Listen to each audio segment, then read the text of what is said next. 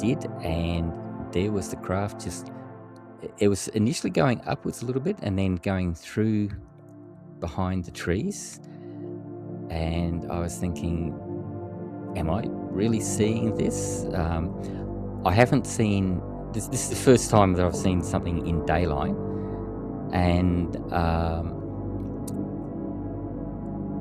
it it's only a matter of seconds, but I thought, "Yes, I'm seeing this, and it's gone behind the trees. I need to move so I can see it again." So I hopped up, went out to the street, and I could see it again. I said, "Oh, that's marvelous." And then, "Oh, I should be taking a photograph." So, same as, there it is.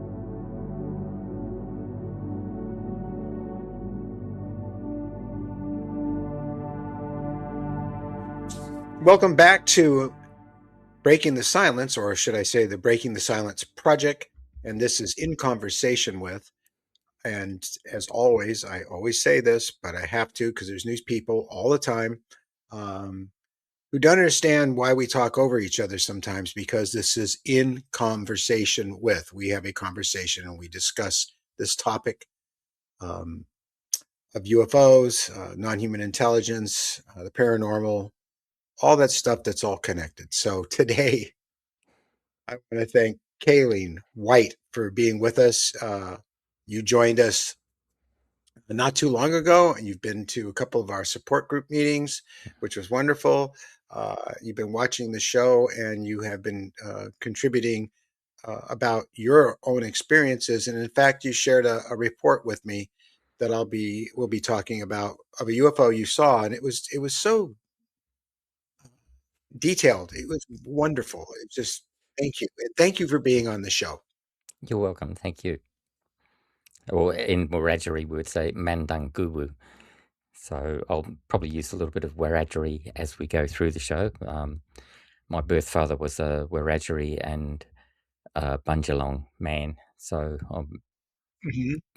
strong connections with the Australian Aboriginal world. So, um, A very incredible world is the yeah, Aborigine people. yeah, One that's not as well known as it should be. yeah.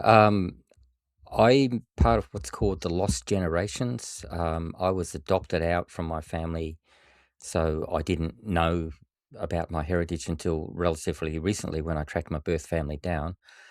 And unfortunately, my father had passed away a few years before then. But I've he and my mother married a couple of years after I was adopted, and as a result, I've got siblings. So I've learned a fair bit from them and from other people along the way. And one of the things that I know is that there's been some very strong connections with extraterrestrials and UFOs in the Indigenous world, and not just in Australia, but elsewhere as well. So that's a fairly well established and significant, well, reasonably significant part of our culture, I guess. So, um, So similar to the indigenous people we have in this country, yeah, um, there's a indeed. very strong kinship between them and also the indigenous people of South America. Yes, yeah, I agree. In fact, I think you mentioned that you were interested in the Wandjina, the The figures Wangina, there. yes, Wandjina, yes. Um, sure. they're my the term that we use in Australia is mob. So my mob, my people are, well, I've got two, the Wiradjuri and the Bundjalung. Um, the Wandjina belong to a different mob, a different group of people, and it's a little bit like in Europe, you've got different nations. So I'd be, to Hmm. some extent, I'm a little bit like, say, a Greek person talking about a bit of French culture. So I'm a little bit wary to go too deeply into that. But they're, as I understand it, they're accepted as being cloud and rain spirits, but there does seem to be a wide acceptance that there may well be some sort of extraterrestrial connection there as well. Um, so um, that's definitely there. And I remember watching a podcast from North Queensland where there was some elders from that region who were talking about their experience with extraterrestrials and That was quite strong. There's a lot of respect, a lot of working with extraterrestrials, and in many ways, through my life, most of my life, um, my attitude towards extraterrestrials has been, um, okay, you're different. What is it? Are you beneficial or harmful? That's the first question. And if you're beneficial, what can we work together on? And in a lot of cases, for many years now, what we have worked together on is planetary healing. So, for example, before our bushfire season, uh,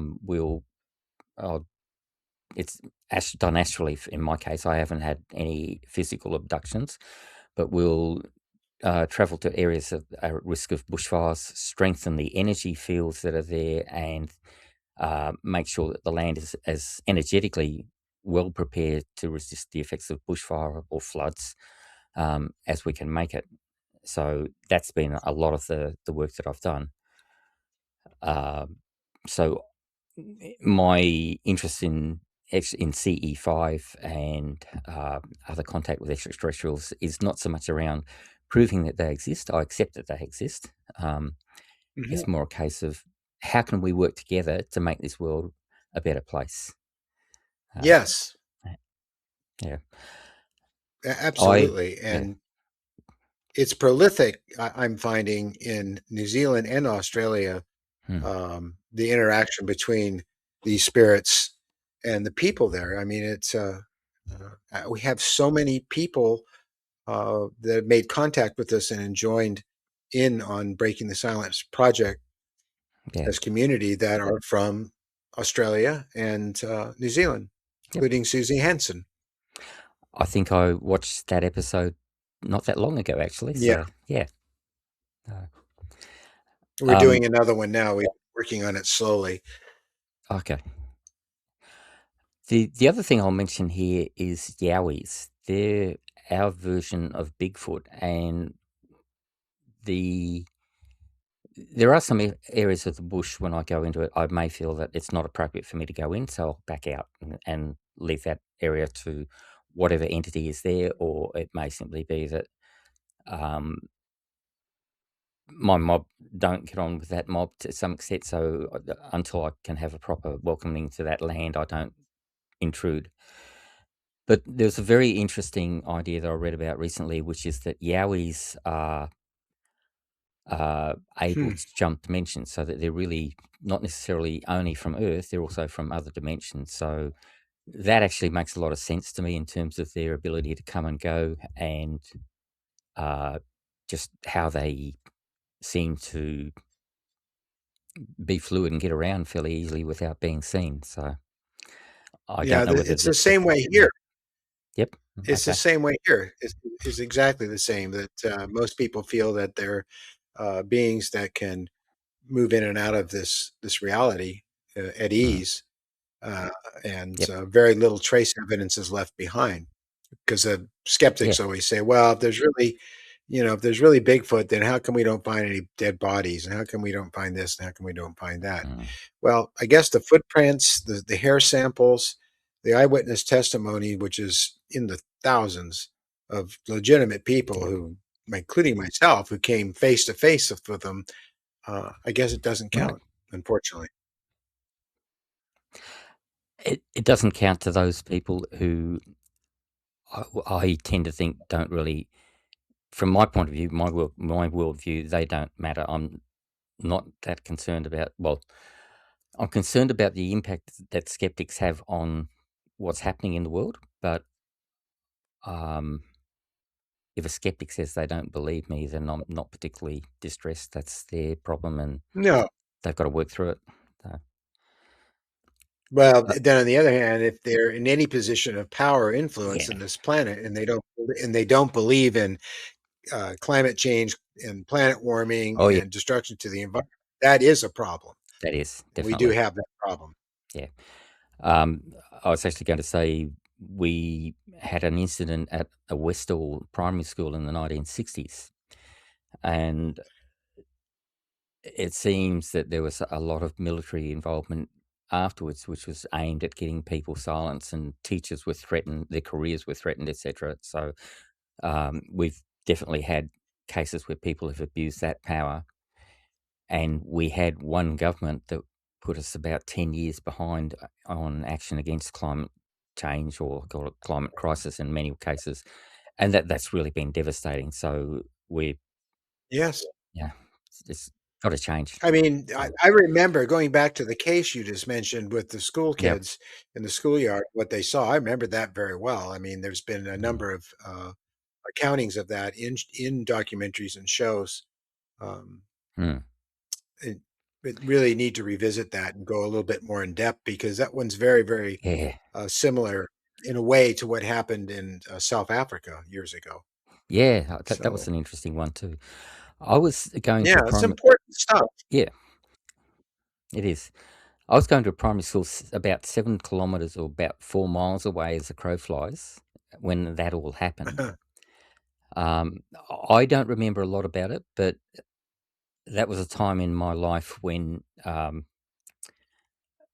I actually don't remember the first 3 years that I spent in grade one and grade two. And I think it was because I'm likely autistic and I was getting overwhelmed and didn't really have any recollection of those times. But that the Westall of incident occurred when I was coming out of that, and I remember we talked about it on the school playground, and uh,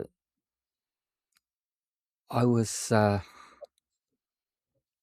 interested. I wasn't shocked when people said that this had happened. I was just interested, and um, I would like to have known more, but I didn't get the opportunity to explore much about it at that time. And it was years later that I finally was able to have a chance to start looking into that. So um, that was,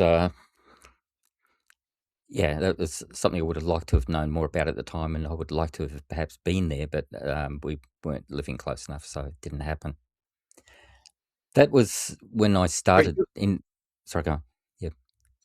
but you have been witness to sightings. Yes, I have.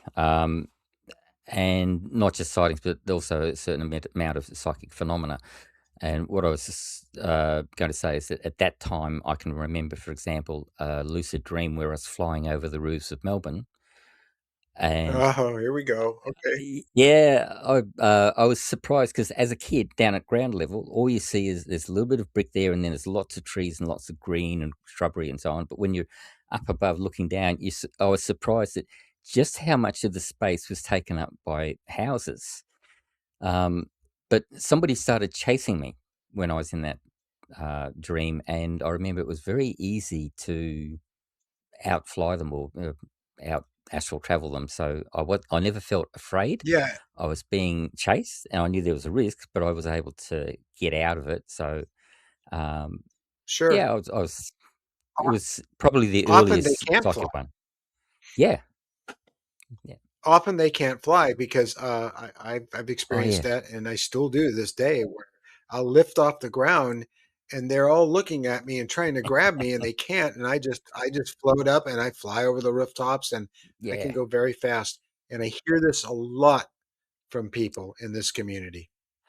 I've been doing CE5 contact for probably about 20 years now. I think 15 years at least. 20 years, my And goodness. yeah, and one of the things that I've got a group that I work with fairly regularly, and they will, I'm going there astrally, and one of the things that they'll let me do is fly the craft occasionally. And if I have a bad day, um, it's good to be able to go up there and fly, do a little bit of acrobatics in this. It's probably still in the astral phase, but it's great fun. I love it. Flying's Yeah, well, they understand the astral phase because they from what I know, yeah, they exist both physically and as astrally at the yes, same time yeah. as we do as well. But it's just funny. I laughed. I wasn't laughing at you because you went for I some know. flying. I do that with my radio controlled aircraft, Yeah, and maybe there's that's probably the reason I love it, is that yeah, it's just wonderful to be able to to fly something and just the freedom of it and the Yes. projection of yourself into the craft and all that. Um, it's a Yeah. very joyful thing. Have you And again, you're not the only person who's told me this. Yeah. In these conversations, many people, Susie Hansen Yep. and Dr. Oh God, how Dr. Gale, Oh, yeah. who Yep. wrote a book about it. You know, she flies the craft, and then I keep talking to other people, and they're all talk about this, and it's very matter of fact. Yep.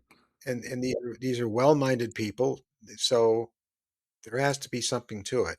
Even Travis Walton flew the craft. Right. Okay. Have you ever read any of the books by Richard Bach? He wrote No. he wrote Jonathan Livingston Seagull, which is a book about, Oh, okay. All yeah, right. that's his book. But he also wrote quite a few books about, flying, and, at one stage, he tried making his living doing some barnstorming. So there's a Oh boy. as well as that, Jonathan Livingston Seagull, he's got other books which are based around flying.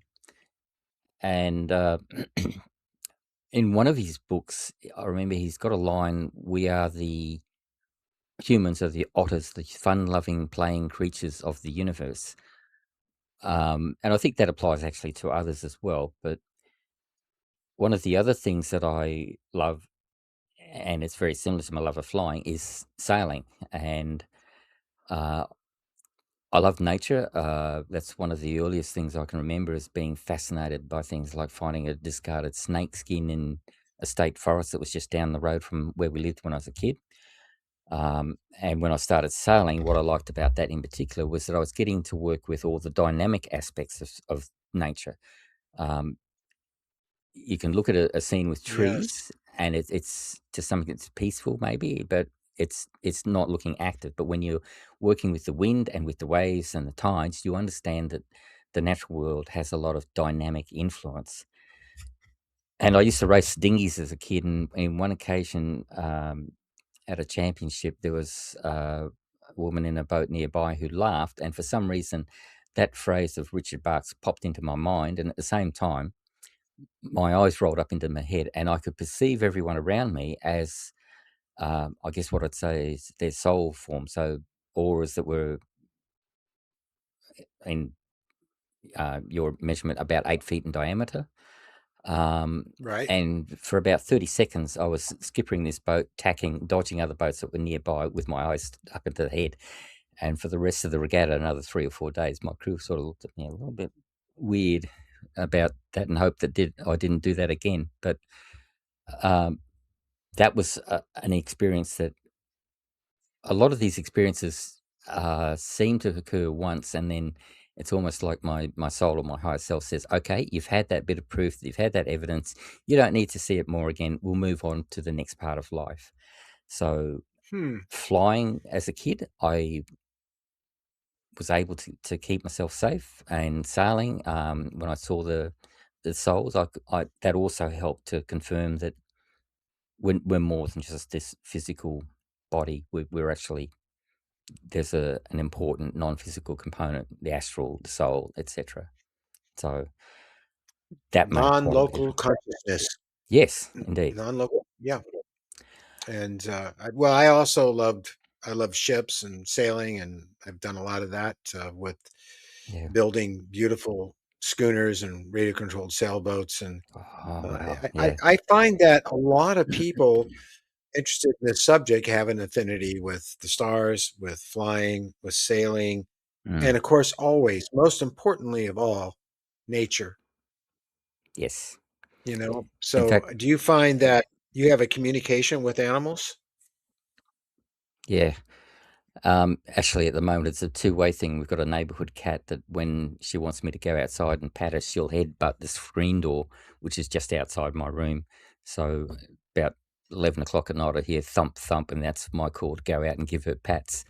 So, but Wow, yes, cats in particular, but birds, horses, birds. oh, yeah. uh, I I love to go to the various areas of nature and just be there, just quiet, still, and see what birds are there. We also have a few good birds that turn up here, and for the first time in my life, we're on the edges of a city here. I'm the only one in my family who lives in the city. Everyone else lives out bush or in small towns. And we have Mm, a pack of kangaroos that come through occasionally. So every wow. now and again, we can Oh, look out across the road and, yeah, the roos are back. So at the moment, they're this, amazing things, creatures. oh, yeah, they are. Um, I was also going to say there's another word from Wiradjuri, which is Numbajo, and that means all are one. So it's Well, that's true. one of the yeah, one of the things that I think we need to talk more about in terms of our Aboriginal or First Peoples culture is some of the philosophy, because a lot of the presentations are about caring for country, which is important. Um, and I do that as much as I can. But as an example, there's a word, in addition to Numbajul, all are one, there's a word Yindyamara, which is often translated as respect. But I've read the writing of one of our elders on that, and when you look into it in more detail, it's actually really a word that is very similar to the Eightfold Path of Buddhism. So it's about considering the effect that you're having on other people. Are you working in something that's basically, I guess, a good job? And there's another phrase called, which is Yindyamara Winenganya, pardon me, and Mhm. that's often translated as to live well in a world that is worth living well in. So, yeah, we have to be respectful. We have to look after ourselves. We have to consider our conduct and the impact it has on others. But we are also um, meant to consider what sort of world we are living in and do what we can to address those people who, as we were talking about before, ignore the climate crisis or try to pretend that it doesn't exist or try to ignore other issues that we should be dealing with as a community. So that's one of the things that I think I'd like to see a little bit more of from my people, and I Yeah, guess we have to it'll happen. understand Yeah, those people.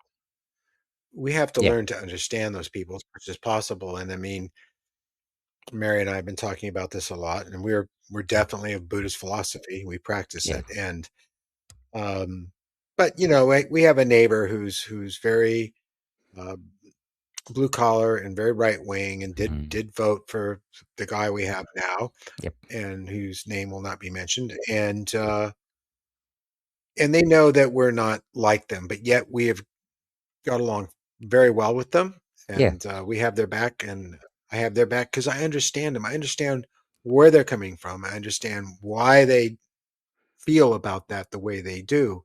yep, And then just a few last week, he came across and talked to me. He saw me working on my old sports car, and he confessed to me that he was very disappointed and that he thought that this guy running our country would yeah, be a man of peace and be a man that would care about the people, and he knows now that that's not the reality, but yet I never had to say anything yeah, to him.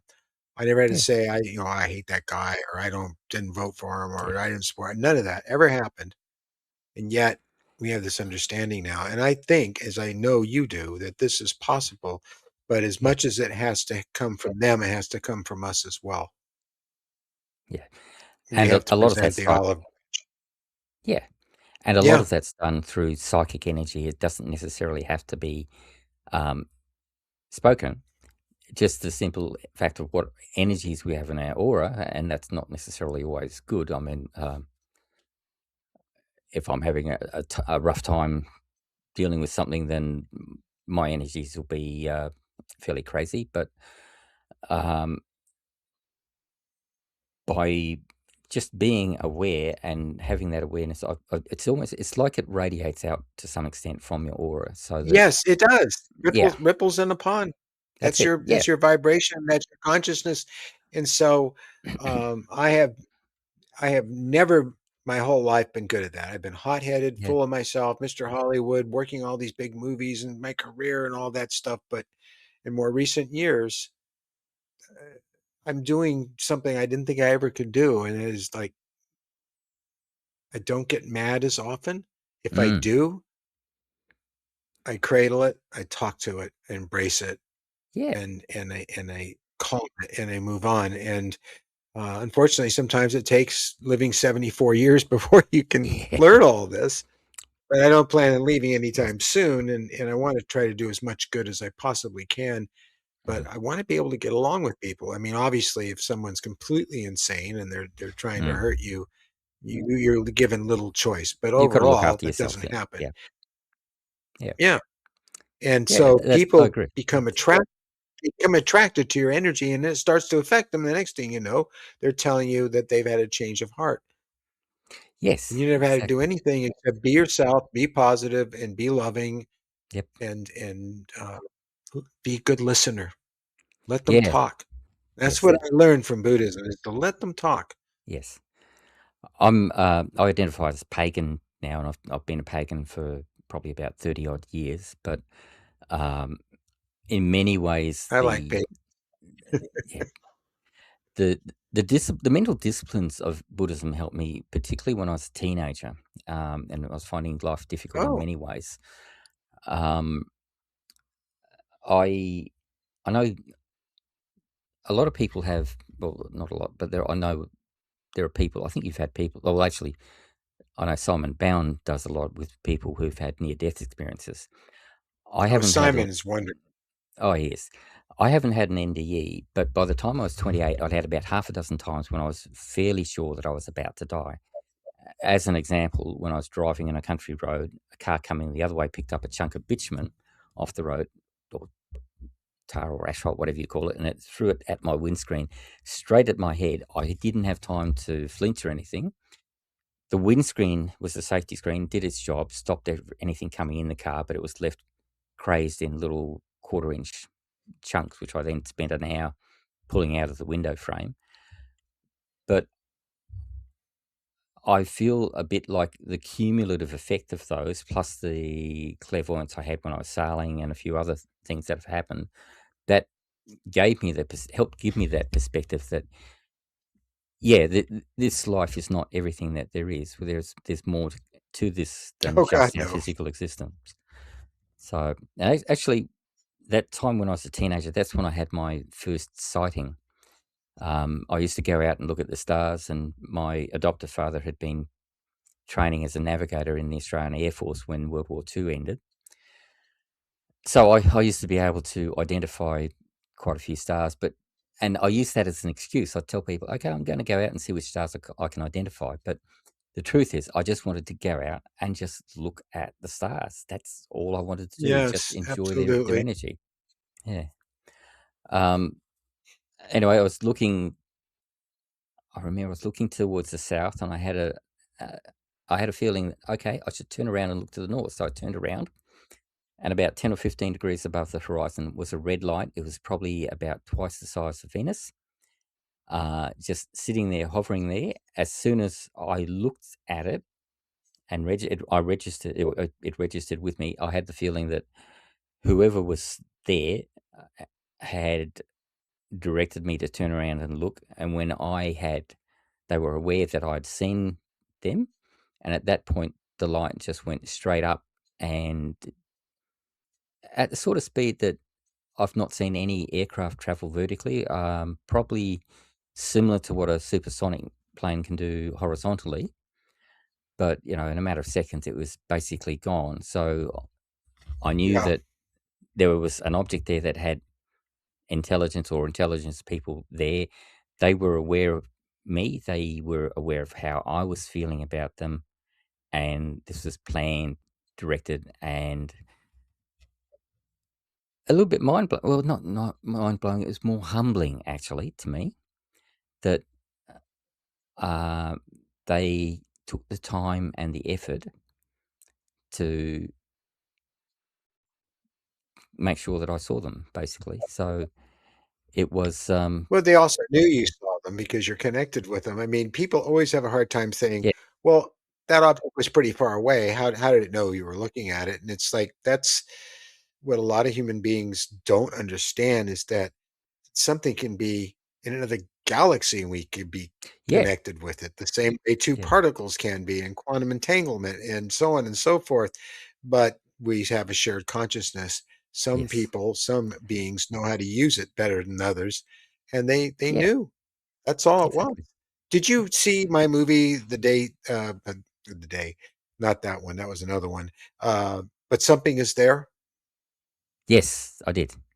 I think that was You remember the the scene with probably one of the first ones I yeah, my yeah, grandfather and that big orange ball we saw, but, yeah, it went up and out of sight too as I yeah, showed it, and the way I showed it in the film was very accurate to what we both saw, yeah. and, it was a wonderful moment You to do a share with remarkable him and what you're yeah, it's okay, you do a remarkable I'm job with that. distressed. Yeah, I'm kind of yeah, not distressed, I'm a little freaked out by what's going on with AI, although it's still not there. It keeps getting better all the yeah, time, and I keep up with it, and yeah, the people look very real now, and they can act and talk, and they have all the correct fingers and all that stuff, but the lighting is off, and the shot quality and angles is often yeah, not very good, and I think a lot of that's because people who are basically non-artists in the traditional sense of a film artist, a filmmaker, haven't studied yes, cinematography. It's just better with the camera and real people. I don't know what it is, but yeah, yeah, agreed. I did all those effects with Lightwave, which I don't use anymore. I use Blender, but Okay, I'm going to remaster that film. Um, all right, cool. because I've been dinged for the music. Right. The music was public domain. Then I purchased license for it, and YouTube didn't recognize those. They're bots. Ah, Took me down, took me down. okay. So I can put my own scores to it now that I make my Yep, own scores and do a little bit of. I have a longer version of it, so hopefully later this year I'll be able to put that out for everyone to see, because the that's film's been a big help to a lot of people. So I'm yeah, glad you saw that. yeah. I'd be looking forward to that version of that. On you've reminded me of a couple of things. Have you heard of the concept of parallels or soul parts? Yes, The idea of that. Yep. Okay. So we've got a sort of a main soul, and we've got that soul's connected to different entities around the place. and how did you One of learn about that? that was studied that in a group that I was in the 1980s, and at that stage, one of my parallels was a musician living in Austria. Um, Huh. so I had a love of music, and I had a feeling that I should be able um, to do more. But once I realised that I was tuning into the parallel, I realised okay, the music part of music for me, I'll just listen to what other people can do. But in terms of creating, that's gone with the parallel who was in Austria. But I also had a parallel who was living on another planet. As it turns out, both of these parallels have passed over since then, and we I communicated when I was meditating a couple of times about what life was like for them on that particular world, and it was we called it the green planet. There was a lot of healthy plant life, a lot of very strong um, natural energy. The buildings that were there were all uh, constructed in a way that blended into the natural environment. So it was Yes.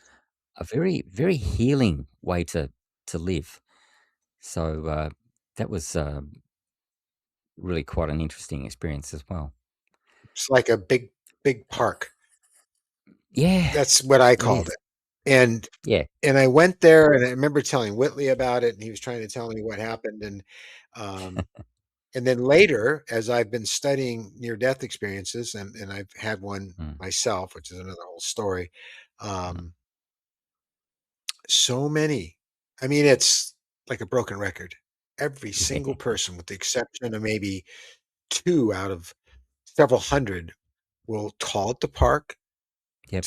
describe this lush environment, Yeah. the way that the breath there and the life there and how they could meld with the grass or the flowers, and I hear this Yeah, over and over and over again, and it's so amazing. I get chills because that's exactly what I experienced.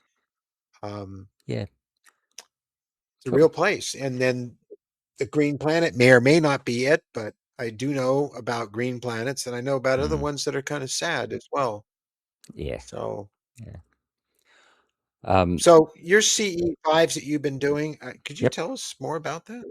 Because Yeah, I'm sure. sure that really fascinates people. I came across that first through some of the, um, films, I think it was, of Stephen Greer, and Uh-huh. I've been meditating since well, actually since the 1960s. My father worked in the bank, Wow. and he was in a fairly stressful situation, so he'd come home with little tapes, relaxation tapes, so the whole family would get together, and we would wind up pretending or visualizing that we were fluffy white clouds laying on the lounge room of a floor in Melbourne, Oh, wow. Australia. Uh, How then in the lucky were you? 70s, I got into oh, yeah, it was great. 70s, more disciplined Buddhist meditation, and I kept that Mhm. going for quite a while, and when I came across CE5, the concept of meditating and connecting energetically with people and places was something that I was quite, used to, so that was fine, and, I haven't done CE5 in a group face to face with other people. I've wound up with, I guess, family situations where other people have needed to be looked after, and sometimes for health reasons, I haven't been able to go out and mix as much as I would like. But the discipline of doing the meditation, relaxing, and then looking for contact. In my case, I've often found myself living close to plane routes. So we've got Melbourne's airport's just a few kilometres to the west. So I these days I don't do the bit where I try to call a craft in. I'll meditate and then I'll look to establish telepathic or astral contact.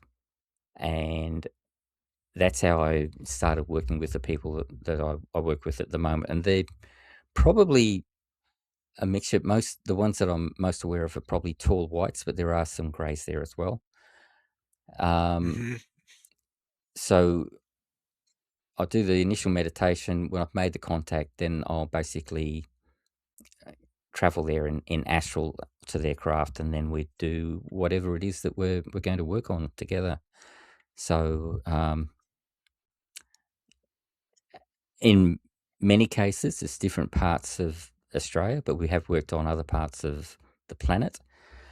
And I had a project that I gave up a few years ago, but I used to use pendulum dowsing and a remote Oh, viewing we do exercise. too. Yep. We do. Um, I draw Love them. maps of how much positive and negative energy there was around the planet, and I'd publish that on my blog, and I'd suggest a, a sequence of meditations to try and help fix that. But we also look at some of the energy in space that the planet is going to go through in the next week and see if there's anything there that we can manage or that we should be doing something about. So um, there just might be a cloud of, uh, actually, if I take a step back, a lot of times when I'm working on energy and trying to fix something up, it's not because the energy is evil. It's more just that it's disharmonious or it's not compatible with the part of the Yeah, planet that's gonna go through it. So, I you like that just better need than to evil. oh, yeah, Because really, yeah, the universe is not evil. It's yin and it's yang, and, yeah, it can be self-destructive and and it can be creating both at the same time, and that's the nature of everything. yep. In fact, So, I've got a theory that, in the astral world, distance is really related to how compatible you are with people and places. So, if you're compatible with someone, you'll find yourself fairly close to them. And the theory is that or my theory is that the physical world was created so that we could have a different sense of distance so that we could come into contact with people who we weren't naturally compatible with and learn how to get along with everybody who's maybe a little bit different to us. So, a Yeah, little bit of a theory. absolutely. Yeah, The it is. Yeah. The other thing I was going to mention, when you're talking about your artwork, you'd know what negative space is.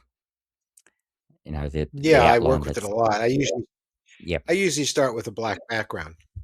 yep. In Aboriginal culture, we don't just use constellations that are built around stars. We also look at the negative space that is outlined by constellations. And one of those spaces is called the emu. And over time, it's been identified that that's often where a lot of stars, it's the space where stars will form and come out of that area. So it's yeah, there's no visible stars there at the moment, but it's perhaps tied up with dark matter. But to look at it, you see it in the shape that's outlined by the stars. You don't see it in the pattern of the stars. Um, I don't have. Oh, I've got too much street light here for me to be able to identify it in the city. But there are a few maps online where people will show, okay, this is the emu, and it's the area that's surrounded by stars. So a what they little could bit of a see different back in the perspective. day what they could see Yes. back in the day out in the way in the bush and everything was just spectacular.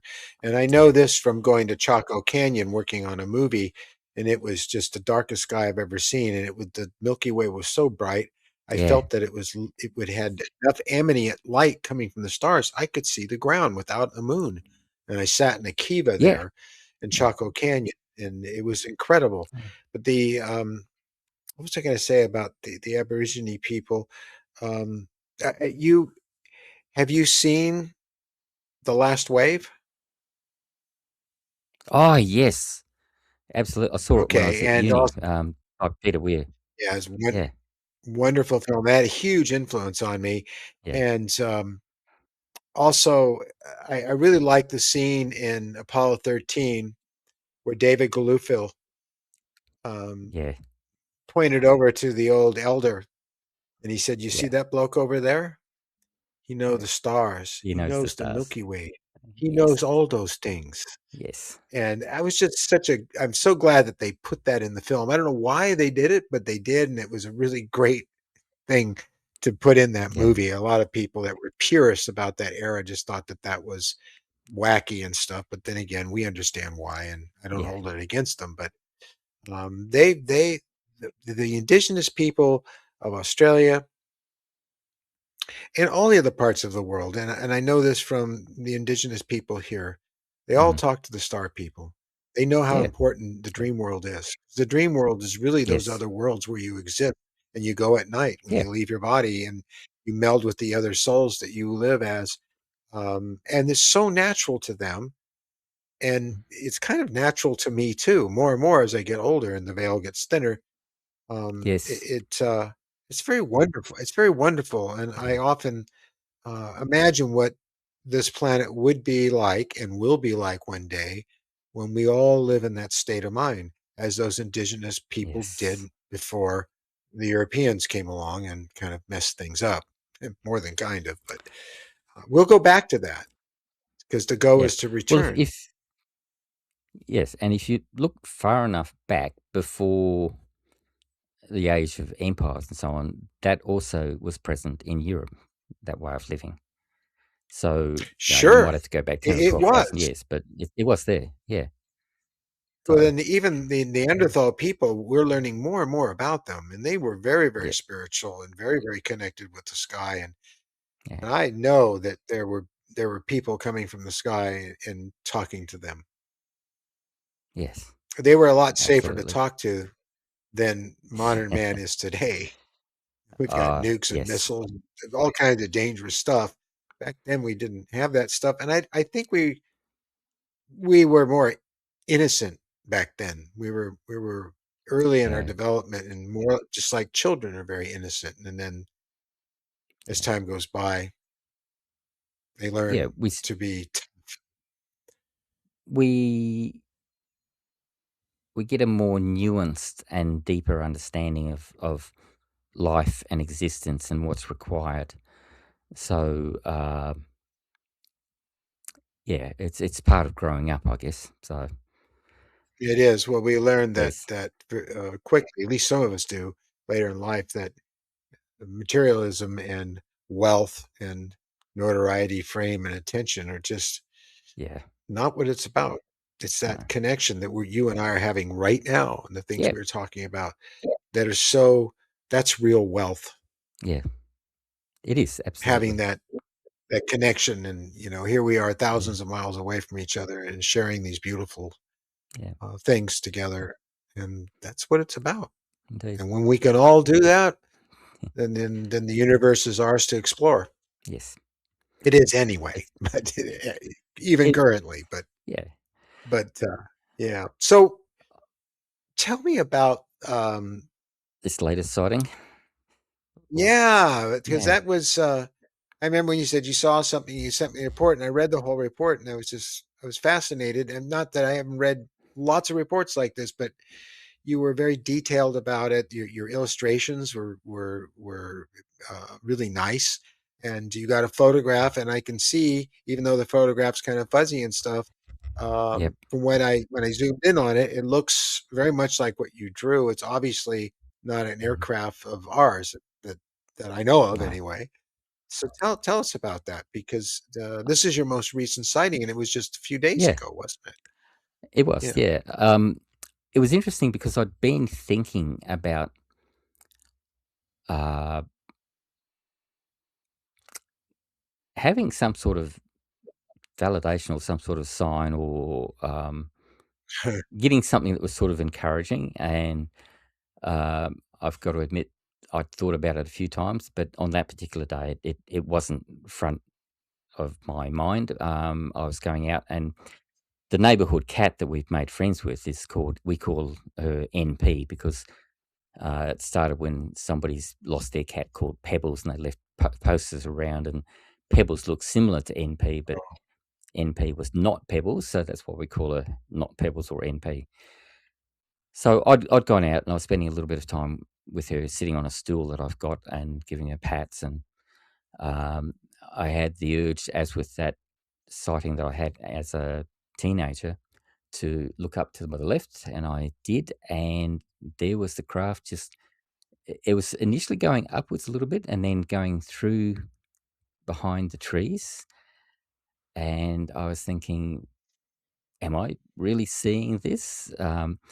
I haven't seen this. This is the first time that I've seen something in daylight, and I, it's only a matter of seconds. But I thought, yes, I'm seeing this, and it's gone behind the trees. I need to move so I can see it again. So I hopped up, went out to the street, and I could see it again. I said, "Oh, that's marvelous!" And then, "Oh, I should be taking a photograph." So same as Yeah, there it is. there it is. So by It the was time, same as the movie. yeah, Yeah. exactly. Um, which I'd watched that morning. Um, so I it took a little while to get positioned where I could get the camera out, get it turned on and onto the camera setting, and then take the photo. So by that stage, it was sort of well down the road. But um, Yep, that always happens. yeah, it does. But I thought, okay, I've had this, and partly to reinforce it and set it for myself, I decided that I would try and write it up reasonably well. And I spent most of my working career as an engineer, civil engineer. So, and I was working on wastewater treatment. So, it was looking after the planet by taking care of pollution. But I thought, okay, I'll use that sort of very precise approach. And I put together that little bit of a report and sketch and sent everything through. And um, yeah, that was something that I enjoyed quite a bit. Just seeing um, seeing a craft in daylight, seeing it so clearly. In the 1980s, I used to go for a run along the beach, and one day I was too tired, so I stayed in bed and slept. dreamed that I was on a craft, and then I found out the next day that there'd been a mothership, the cigar-shaped ones, where I went running. So I feel very much like this sort of compensated me for what I'd missed then. So that was, Yeah. yeah. So Well, it maybe was, you're gonna see more.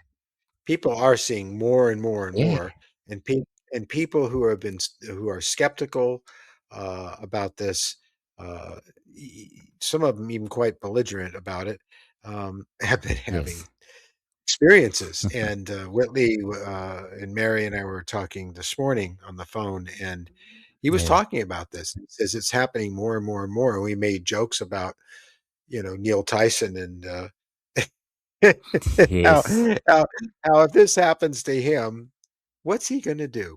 Is he gonna yeah, be honest and come forward? Because he's making fun of, yeah, uh, the recent release of the 160 videos and films yeah. and documents, and what I've seen of those, they're very boring and very typical, and really, they did not release photographs of the bodies. They did not Ah, release photographs of the craft that they have. We know they have. yeah, They did not have videos of their interactions with these craft being trying to fly them. yeah, None of that stuff. That's yeah, that's what people want to no, see, but then yet they tried to make the yeah, most out of what they presented.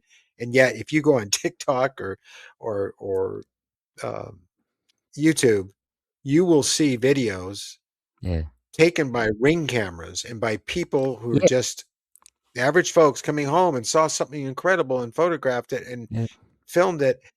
And, everyone says, yeah, it's all fake, it's AI, whatever. But I know the yeah, difference. And when I look at those films, when they're real, I know it, and I can yeah, tell the difference, and it's exhilarating. And so yeah, the average folks out there are getting better stuff than the government's ever released. And yeah, so now we've got SETI, the scientists of SETI and Tyson and stuff, all making fun of yeah. the people like us that have these experiences, laughing, making us the laughing stock over what they released. How do you feel about that? I'm sure you've looked at some of that stuff, and A little it's bit, really sad. it is. Can you excuse me for just a couple of minutes? I've just got to attend to something. I'll be back in a second. Sorry, my partner's being treated for cancer, and I just had to go and give her a quick Yeah, hand with something. I realize that. Yeah. That's Um, important. with in engineering,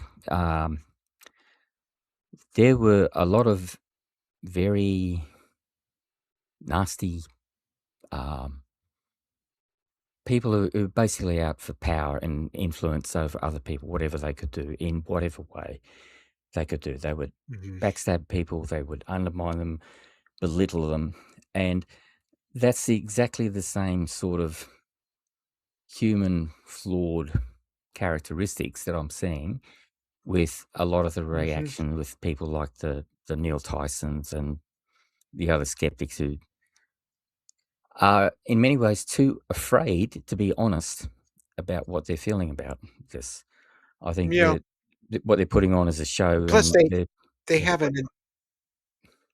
Yes. yeah, And plus they really don't know what they're talking about. They may know a lot about no, astrophysics and sciences that they've studied and got degrees for, but I don't think any of them have sat down and looked through all the data, the testimonies, the different people all around the world, the videos, the yep, physical evidence. They haven't looked at it. They just, in their mind, no, it's just all joke. So the same way the yeah, continental drift was a joke. They wouldn't look into yeah, that, and look where we are with it now. So knowing that, they don't make me mad. I don't. That doesn't make me angry. I mm, understand it, but what bothers me about them is their juvenile attitude.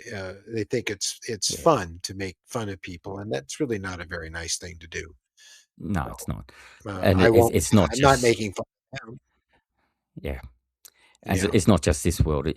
This area of living, it's something that crops up in so many other places as well, and wherever it crops up, it's not healthy for them. It's not healthy for the people that they're harming. So yeah, it's very sad, basically.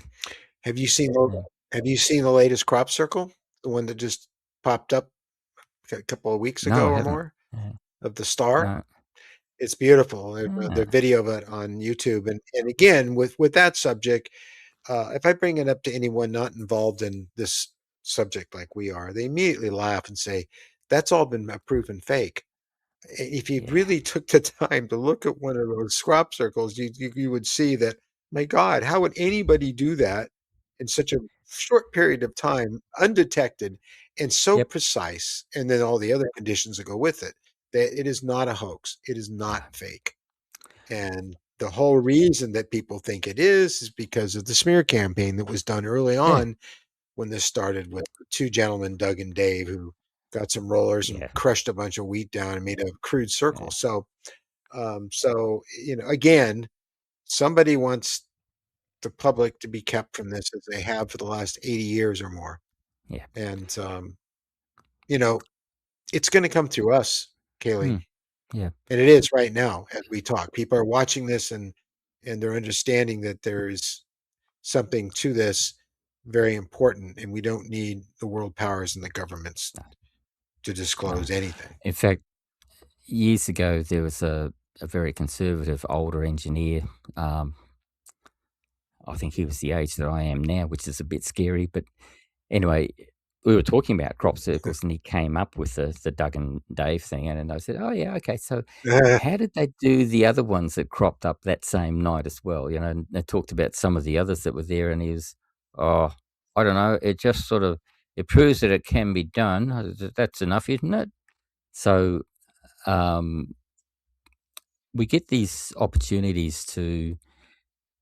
You don't necessarily have to confront people, but you can plant a seed of doubt.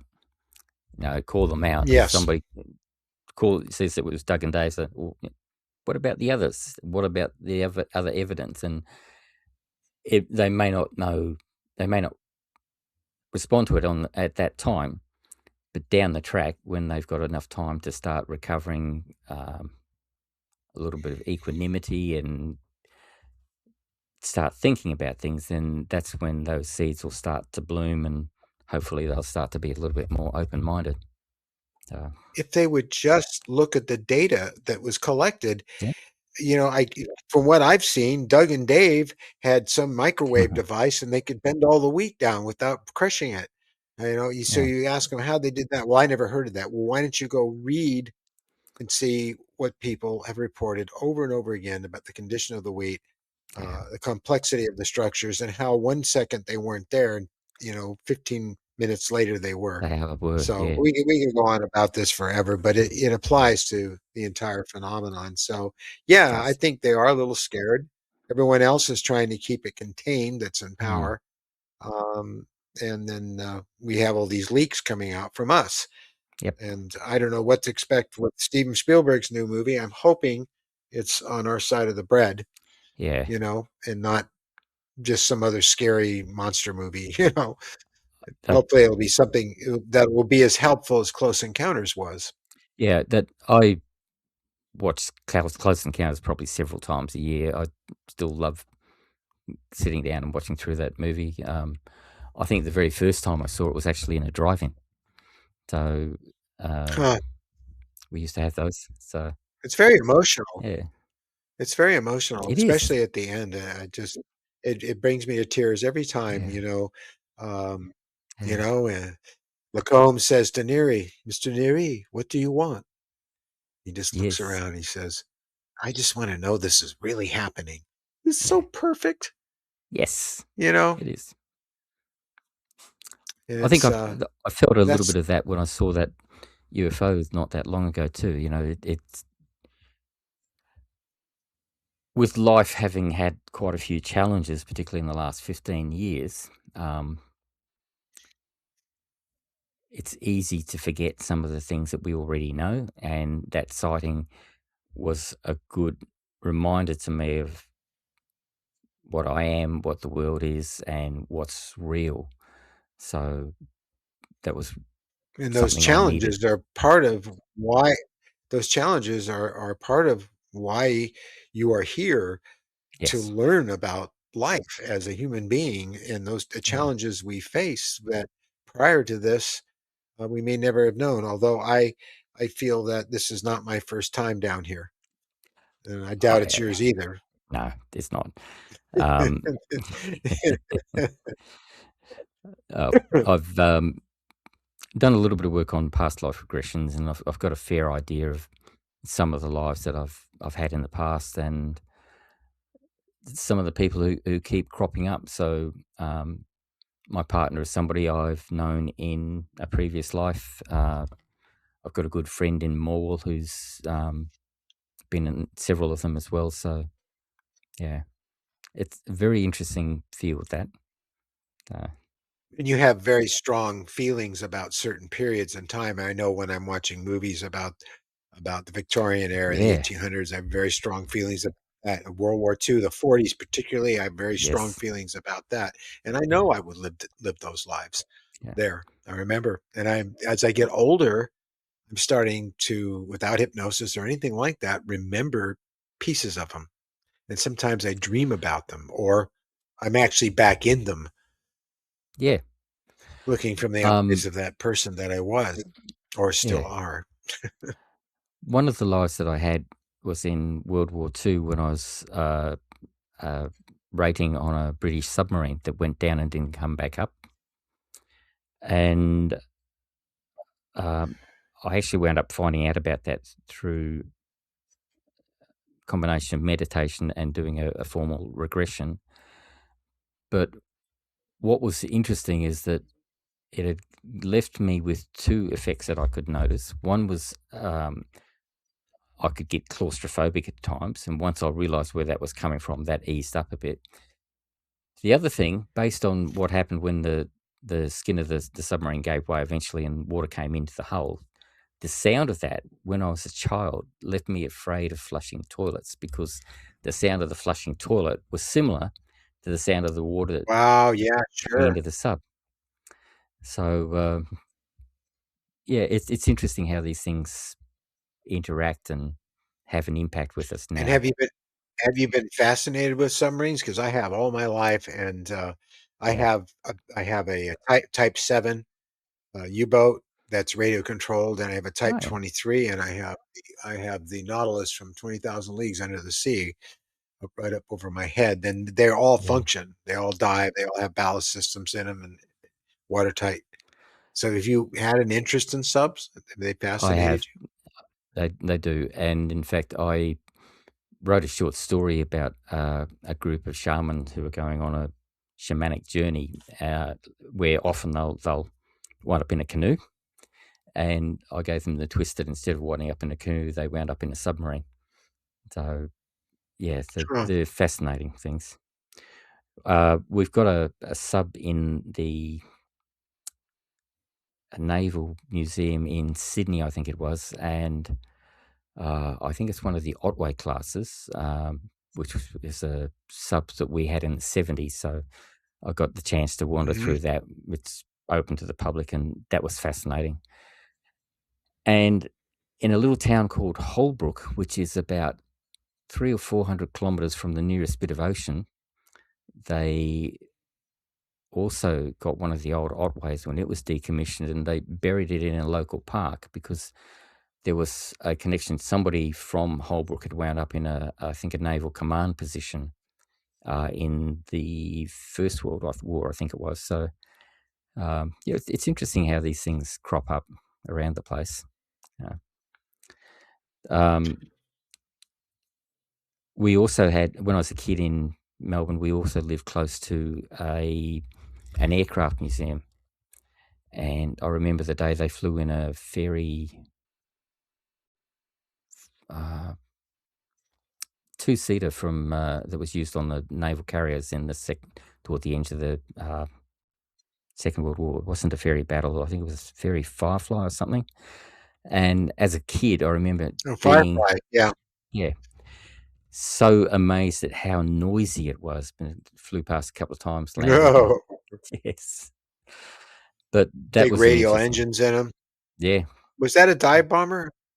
Yeah, so that was I like our think so. Dauntlesses that we Yeah, had. Yeah, yeah. yeah, amazing stuff. They I also just have had, such an affinity. yeah, yeah, That scene in Close Encounters where they find the aircraft in the desert. I mean, just they Yes, rev up those engines and the cockpit and all that just seems so familiar to me. I could smell it it, I is. could taste it, I could feel it, Yes, and you wonder why, you know? that's an interesting thing. That's one of the things that, um, I don't consider myself of a strong psychic, but a lot of times when I'm watching a film, something like that, um, I get the smell. So it's interesting. That's Yeah. not just the, planes, but also if somebody sometimes if they light a fire, I'll smell smoke. Um, Mary it's has that same thing going on. In fact, last night we were watching a movie and she said, "I can smell it. I can smell this house. Can you smell it?" And yeah, yeah, it's a very real thing. It's not imagination. yeah, no, it's very real. But then again, what is imagination? You know? Hmm. That's a good So, question. there Uh, people are really great at saying, "You have a great imagination," but, what is an imagination? And, well, imagination is the mechanism by which everything is created in physical reality and beyond, yes, because of what you it think is. of can be created. And Yes. so we're all creators. Everyone who says they're not an artist or Yeah. not an engineer, they are when it's there. So, Yep. Kayleen, Uh, is there anything yeah. you'd like to share with our audience before we close down the show, Yeah. um, Just a that you general comment that I'd thought of during the week is that, wherever we are and whatever we're going through, in most times, a little bit of kindness will help make it a little bit better. And for those oh, people boy, who don't think that there's anyone they can be kind to or they're having trouble being kind, I'd like to remind them that they can practice being kind on themselves. So use that and build up from there. Um, that's beautiful. It's really important. um, We are so blessed to have you in the community of Breaking the Silence Project, um, Thank you. and I'm so glad that you came on the show. Yeah, And so we'll stay in touch. We'll see you in the group absolutely. meetings. And Yep. boy, if anything else happens, I know you're going to document it and share it with us. So, I will in great detail. Kayleen, thank you so much. You're welcome. Thank you.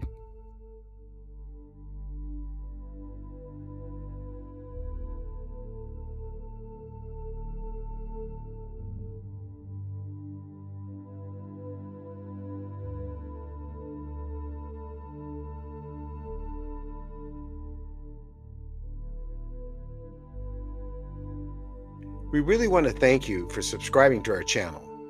And so that you never miss a new episode or a movie, please hit the notification bell. Thank you.